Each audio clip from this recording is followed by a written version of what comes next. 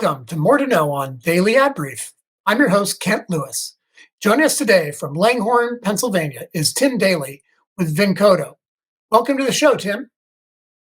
Thank you for having me, Kent. In 30 seconds or less, please tell our listeners a little bit about yourself. So I'm a 25-year digital marketer. Started my career on the client side. Uh, Probably the most recognizable place I worked for Office Depot, an office products retailer. And then after a few years on that side, I realized that my approach was more fitting to the agency side, an Energizer bunny with lots of ideas, and sometimes that works better when you're on the agency side than when you're on the client side. Fantastic. So you have a ton of experience. So I would love to know what you believe, the last 12 months, today, next 3 months or so. What do you think are the major challenges that we as service side or client side have been facing based on your experience? Well, the biggest thing over the last 12 months has really been the cookie tracking with Apple, making those changes with iOS 14. Obviously, there's been a serious impact on recognition of performance and being in the performance marketing space. That's been extremely challenging for us, extremely challenging for our clients, given that the cookies are being deleted so quickly.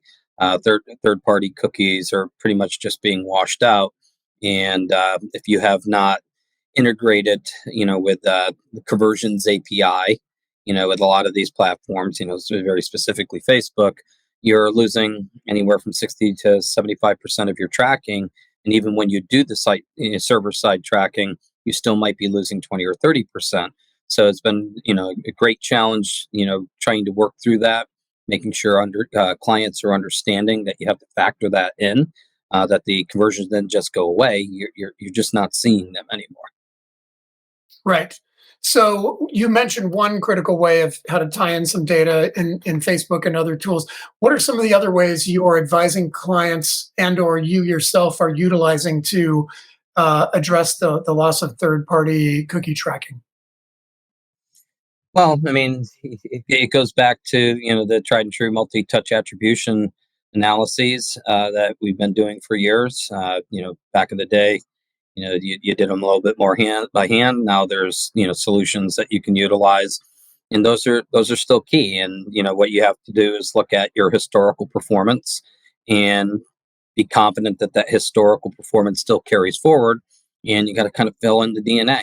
And what we've kind of recommended to our clients is that you need to look at things more holistically, uh, evaluate your A to S ratios, going back to more traditional approaches, and that if you're making these investments and you're not completely sure that they're working, invest 10,000, see if it comes down to the bottom. If you see it come into your net profits, invest another 10,000 the next month into these things. So if you can't prove it, convince yourself by seeing your net results, and you know that it has to be working if your profits still stay there, regardless of whether or not you are actually tracking it with perfection. Right. I think that's a really good approach. I think reverse engineering marketing based on conversions is the right way to go, however you need to do that. So with that said, last question is where is it going? What do you think are the biggest challenges we're going to be facing in the next 2 to 3 years, in addition to or related to or beyond the third party tracking challenges? Yeah. So, the first thing you're seeing is data obfuscation that's happening. And you can see that, groups like Google and Facebook have started taking away data reports that you had previously that you relied on. And that's going to create some challenges. And then there's going to be the need that you got to trust automation. Things that we're seeing is that, on Google or Bing, you can make the decision to stay manual. But if you don't play ball, what we're kind of seeing is that Google and Bing are giving favored treatment to those who opt into the automation tools. And then the last one, it's just going to be Google specific, is embracing Performance Max. So we've really started doing an aggressive adoption of it for all of our clients, especially those in retail. Given that to keep smart shopping going, you did have to convert over. And we're seeing some excellent results. I mean, the challenge is that you kind of got to reverse engineer how you've been doing search and do it the exact opposite to make Performance Max work. But that's going to be a big key going forward in the next year or two, especially with Google, is that Performance Max is going to be the way, and you got to get on. You got to get on the boat. It's there's no there. That's where they're going, and you need to learn how to master it. A fantastic insight, and I'm 100% agree. Excellent advice. Tim, we want to thank you for your time today and acknowledge that you provided some great insights for us to think about. To find out more about this episode's guest and topic, please visit us at dailyadbrief.com. We'll hope you join us next time on More to Know.